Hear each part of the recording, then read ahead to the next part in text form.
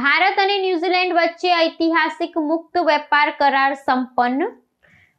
દ્વિપક્ષીય વ્યાપારના 95% હિસ્સાને મળશે સીધો લાભ. ભારત અને ન્યુઝીલેન્ડ વચ્ચે આર્થિક સંબંધોને નવી ઊંચાઈ પર લઈ જતો મહત્વપૂર્ણ મુક્ત વેપાર કરાર અમલી બનાવવામાં આવ્યો છે. આ સમજૂતી હેઠળ ભારત ન્યુઝીલેન્ડને 70% ટેરિફ લાઇન કરવેરા શ્રેણીમાં બજાર પ્રવેશની મંજૂરી આપી છે, જે બંને દેશોના વચ્ચેના વર્તમાન વ્યાપારના અંદાજે 95% હિસ્સાને આવરી લે છે. આ ઐતિહાસિક પગલાંથી બંને રાષ્ટ્રો વચ્ચે ચીજવસ્તુઓ અને સેવાઓના આદાન પ્રદાનમાં રહેલા અવરોધો દૂર થશે અને વેપારીઓને નવી તકો પ્રાપ્ત થશે. આ કરાર આગામી સમયમાં દક્ષિણ એશિયા અને પ્રશાંત ક્ષેત્રમાં વ્યાપારિક ગતિશીલતા વધારવા માટે નિર્ણાયક સાબિત થશે. આ કરારની વિગતો મુજબ ભારત હવે ન્યુઝીલેન્ડથી મધ અને તાજા ફળો સહિતના અનેક કૃષિ ઉત્પાદનોની આયાત કરશે. જોકે સ્થાનિક ઉદ્યોગો અને રાષ્ટ્રીય સુરક્ષાના હિતોનું રક્ષણ કરવા માટે ડેરી ઉત્પાદનો, માંસ અને શસ્ત્રોને આ કરારના કાર્યક્ષેત્રથી બહાર રાખવામાં આવ્યા છે.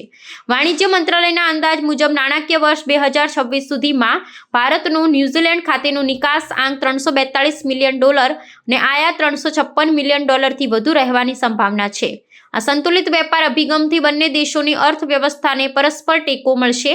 આર્થિક વિશ્લેષકો આ કરારને ભારતની એક્ટ ઈસ્ટ નીતિના વિસ્તરણ તરીકે જોઈ રહી છે. આ સમજૂતીથી માત્ર વ્યાપારી લાભ જ નહીં, પરંતુ ટેકનોલોજીના આદાન પ્રદાન અને કૃષિ ક્ષેત્રે સંશોધનો માટે પણ નવો માર્ગ મોકળો થશે.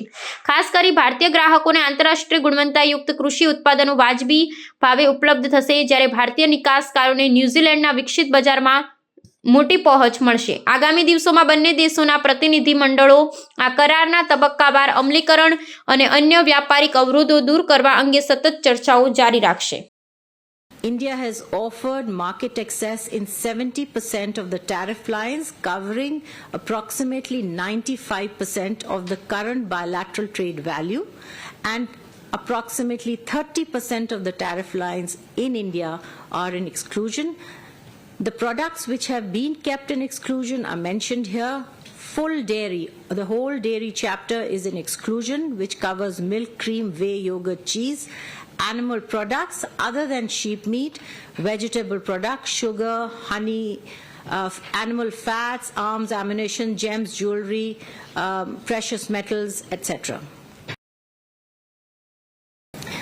We are pegging the access that we have granted, we are pairing it with the agricultural productivity framework in 3 main areas: kiwi, honey and apple.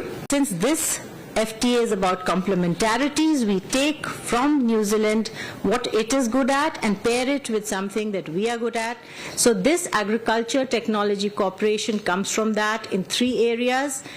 We have accorded market access through quotas, further capped with seasonal